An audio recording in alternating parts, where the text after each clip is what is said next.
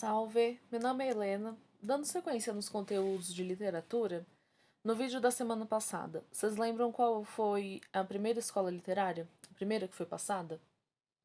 Isso aí, trovadorismo. Então, vamos lembrar. O trovadorismo, ele é da Europa. O Brasil não vai ter uma escola literária própria até depois de 1500, alguns séculos para frente. Porque o trovadorismo ele acontece do século XI até o século XIV, ali na Idade Média. Nessa época, o que estava acontecendo assim de mais importante era a queda do Império Romano. Um império top. Durou por muito tempo, teve muito poder, mas aí começou a ser invadido pelos povos bárbaros, que era todo aquele que não era romano. Então, a parte triste, né? O que acontece até hoje, infelizmente. O lugar tá lá, tá numa guerra, tá sofrendo invasão. O que acontece com a população? Tem que se refugiar em algum lugar.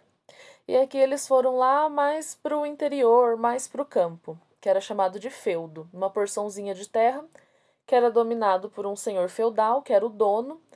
E aí eles tinham que morar, tirar o sustento, pagar imposto pro senhor feudal. Essa daqui é uma pirâmide social da Idade Média. Primeiro lugar, quem tem mais poder e acesso, o senhor feudal. Depois, o clero, quase governando de igual para igual. Clero eram as pessoas da igreja, católica no caso. O trovadorismo ele é extremamente teocentrista, que significa Deus no centro. Então, Deus e a igreja eram a resposta para tudo. Lembra que conhecimento é poder? Eles tinham o conhecimento para eles. Eles eram a partezinha da população que sabia ler, escrever e usava disso para dominar os outros. Logo abaixo tem os nobres, que é a parte rica e as famílias, e embaixo a maior parte da população eram servos e camponeses que deviam trabalhar para ter o seu sustento. Então, nessa época aí a gente está falando lá de 1200, as pessoas, né, a maior parte da população, os servos e até uma parte da nobreza, eles não sabiam ler, não tinha esse contato. Então, não ia rolar escrever livro, não ia chegar em ninguém. Por isso, eles fizeram poesias cantadas. Então, o que era produzido na época do trovadorismo eram cantigas. Deu esse nome porque era lá. Eles recitavam, contavam uma história e sempre tinha o acompanhamento de uma flauta, de uma viola. Então, trovadorismo, cantiga. Então, quem era o trovador? Quem era que compunha essas cantigas? O trovador, ele era um nobre, não fazia parte dos servos, não precisava trabalhar para se sustentar. E não sei se vocês conhecem a série The Witcher, tem esse personagem aqui, o Jaskier. Ele é um trovador, olha aqui as roupas dele, ele tá lá na corte. E ele tá sempre acompanhando o personagem principal, o Witcher. E ele é famoso por não guardar segredo, falar demais. Ele é bem engraçadinho e essa é a figura do trovador. Ele acompanha o Witcher e escreve sobre o que eles fazem, sobre o que eles veem. Ele vai contando uma história em forma de poesia com instrumentos, em forma de cantiga. Dois nomes de trovadores bem importantes para a gente gravar é Dom Diniz, que escreveu mais de 100 cantigas, e Paio Soares, que escreveu a primeira. Então, além lá do exemplo da série The Witcher, para quem eram feitas essas cantigas? Um dos tipos era para uma pessoa amada, que você queria que ela estivesse ali perto de você, estava com saudade, e você escrevia ela com muita dor no coração, como se você estivesse sofrendo demais. E outros, a sociedade sempre foi desigual, a gente viu lá no começo, então eles iam criticar algumas coisas, né? Vamos ver mais um pouquinho sobre cantiga.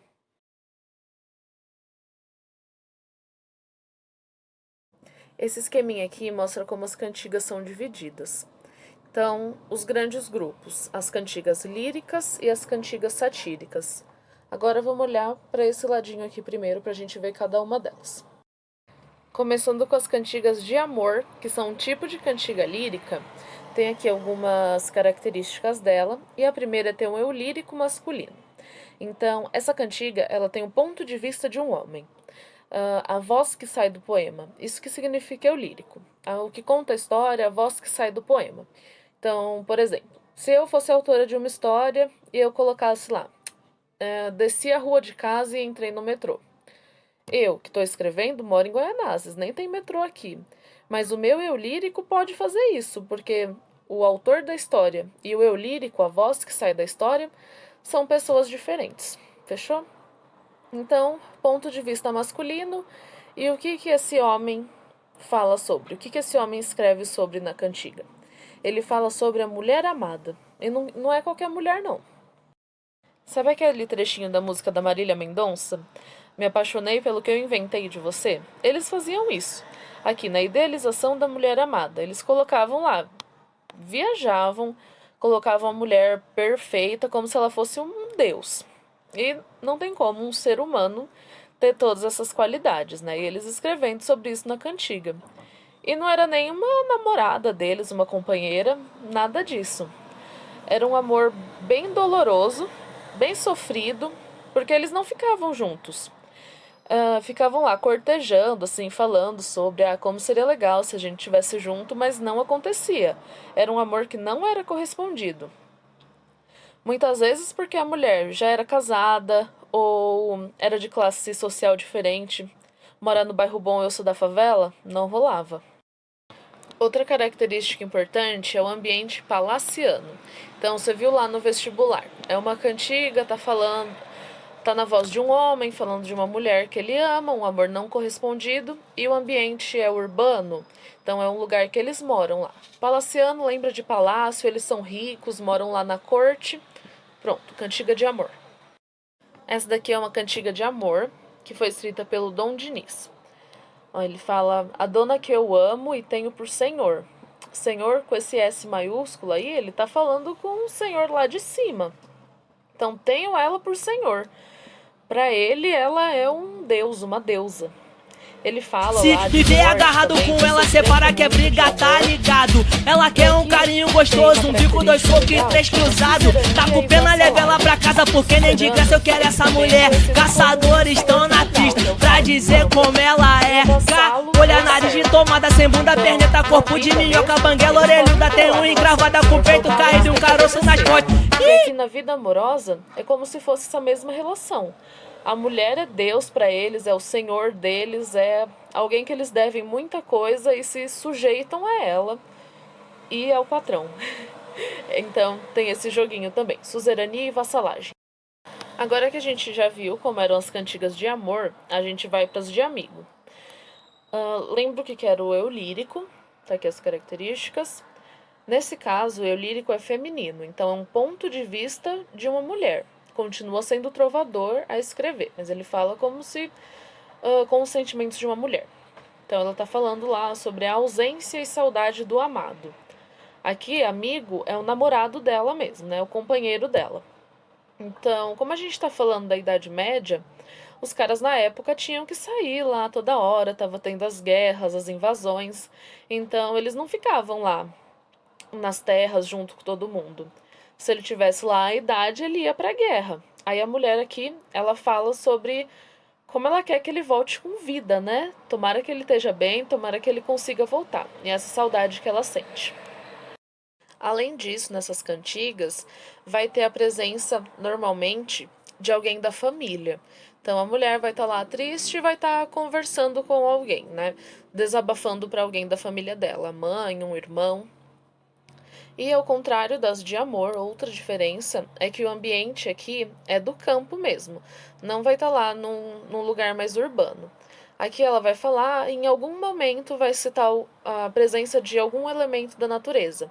Tipo um rio, por exemplo. Essa cantiga chama Ondas do Mar de Vigo e é um exemplo de cantiga de amigo. Vamos ler esse lado aqui que está mais atualizado. Ondas do Mar de Vigo. Acaso viste meu amigo? Queira Deus que ele venha cedo. Então, olha aí o exemplo da natureza. Ela tá bem triste, né? Tá falando com as ondas, tá falando com o mar e pedindo para que o mar puxe ele, empurre ele de volta para sair da guerra onde provavelmente ele tá e voltar a ficar com ela. Então, vamos ouvir um pouquinho dessa, já que a gente tá falando de cantiga, né? Aqui tá a letra, mas vamos ouvir com as musiquinhas, com os instrumentos, igual era na época.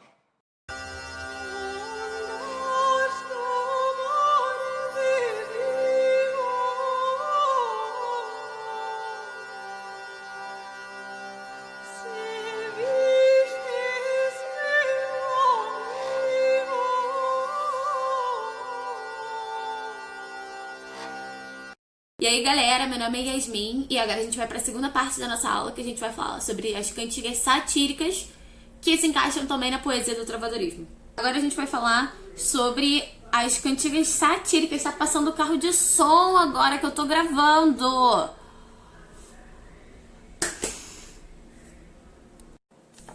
Seguinte, a gente já falou então sobre as cantigas líricas que tratavam de amor em várias perspectivas diferentes. E agora a gente vai falar do outro lado das cantigas do trovadorismo, que são as cantigas satíricas. Essas aqui, elas se dividem em dois tipos de cantigas, mas o que une elas é que em vez de a gente falar de amor, a gente fala mal de alguém. E aí, as cantigas satíricas, elas podem se dividir entre as cantigas de escárnio e as cantigas de maldizer. A gente vai começar com a parte mais light em relação às cantigas satíricas, que são as cantigas de escárnio. Que elas eram basicamente grandes indiretas musicais que os trovadores lançavam no ar. Pegava quem queria pegar. Quando eles queriam falar mal de alguém, mas eles não podiam falar tão na cara assim. Então o que eles faziam? Eles falavam umas coisas querendo dizer outras, eles usavam ambiguidade, eles usavam ironia e eles faziam vários jogos com as palavras. A ideia é que eles usavam muito esse tipo de coisa pra falar mal, da galera rica da corte na época, e dois, mal de mulheres que não se encaixavam no padrão de comportamento ou no padrão de beleza, enfim, quando eles queriam criticar mulheres de forma geral. Se for atualizar a cantiga de escárnio, ela é a mesma coisa que você, quando você tá a fim de jogar uma indireta pra alguém, aí você vai lá no Twitter ou no seu status do WhatsApp, ou você vai no Instagram, e você posta um negócio assim, uma frase, uma música, e você sabe que a pessoa que você quer que veja vai ver. E você vai ficar meio assim, ó, mas será que foi pra você? Será que não foi? Você não fala na cara, mas você joga no ar. Era basicamente o que os trovadores estavam fazendo naquela época. Mas eles faziam isso com a poesia e tocando música ao mesmo tempo. Porque lembrando que eles cantavam. Isso aqui que a gente vai ver a seguir. Ai, dona feia, foste vos queixar que vos nunca louvo em meu cantar. Ou seja, ai, dona feia, se for reclamar que eu nunca canto pra tu. Mas ora, quero fazer o cantar em que vos louvarei todavia. Então vou te mandar uns versos. E vedes como vos quero loar, dona feia, velha e sandia.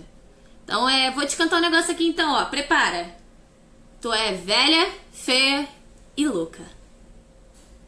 Ele manda uma indireta pra Dona Feia. Dona Feia provavelmente que é uma senhora que já reclamou pra ele alguma vez que ele não cantava pra ela. Então ela vai saber que é com ela, mas ele não colocou o nome dela em momento algum. Aí ele faz os versinhos, umas coisas bonitinhas aqui, chama ela de maluca. Porém, de uma forma muito mais indireta do que se ele virasse e falasse: fulana de tal, sua doida descontrolada. Entendeu? E aí em seguida a gente vem pra cantiga que é um pouquinho mais pesada, que a gente chama de cantiga de maldizer. Cantiga de maldizer, ela também tinha a mesma parada de falar mal de alguém, só que ela ia lá, ela botava o dedo na cara da pessoa e falava: seu desgraçado, olha aqui. Então, já que ela botava o dedo na cara, ela já chegava na rouba. Ela chegava e falava: fulano. Ela jogava, lançava o nome e aí ela falava as verdades que ela tinha que falar na cara da pessoa. Por conta disso, então, ela era uma cantiga que ela era cheia de palavrão. Ela era pesada.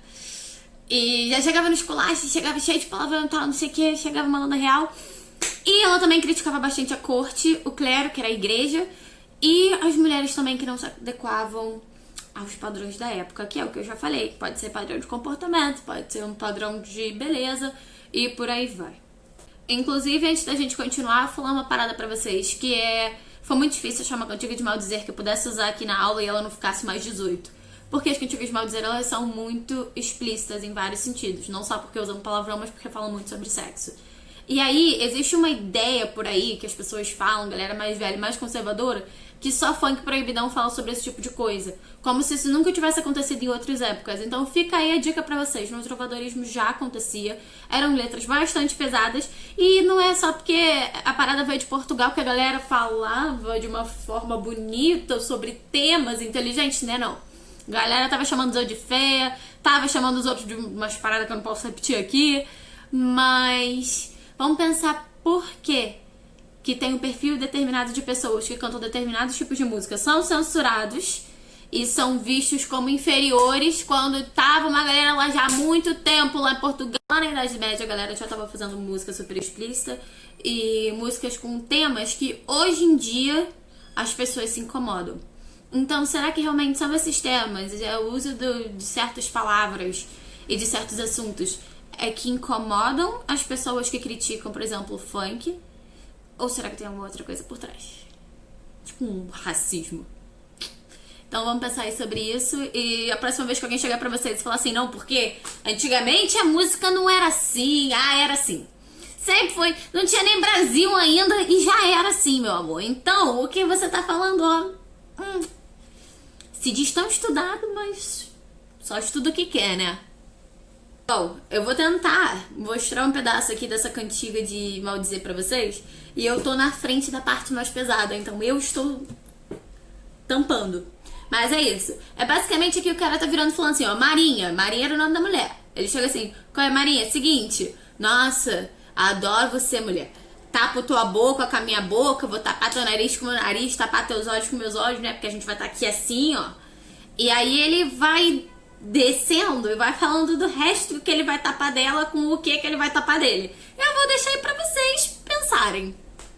Não é mesmo? É do Afonso Yanes de Cotton. Essa cantiga aí. Mas só pra vocês terem uma ideia, que esse tipo de música tá aqui, ó, muito tempo. Muito mais tempo do que a gente acha que tá. Quem diria, né, que essa galera aqui, ó, toda meio amarelada, com uma cara de tristeza. Não, esse aqui dá dó. Ele parece que ele tá tocando, que é a última coisa que ele vai fazer na vida dele antes de cair morto. Esse aqui, ele tá meio mais ou menos também. Cabelo ali assim, meio pra baixo, mas tá tudo chegando na vida da menina. Tá falando assim, ó, Marinha, vou tampar a tua com a minha... E é isso aí que eles estavam falando. Naquela época, tava nada cantando sobre céu bonito e campozinho de flor. Tava nada disso, não. E se fazia isso, muitas vezes queria dizer outra coisa. Então é tudo muito simples, assim como a galera às vezes faz parecer, não. Por fim, vou mostrar pra vocês um funk de uns anos já atrás, que eu acho muito trovadorismo. Ele é total uma cantiga de maldizer. E o nome dele é, como toda boa cantiga de maldizer que fala na cara, Dona Gigi dos Caçadores.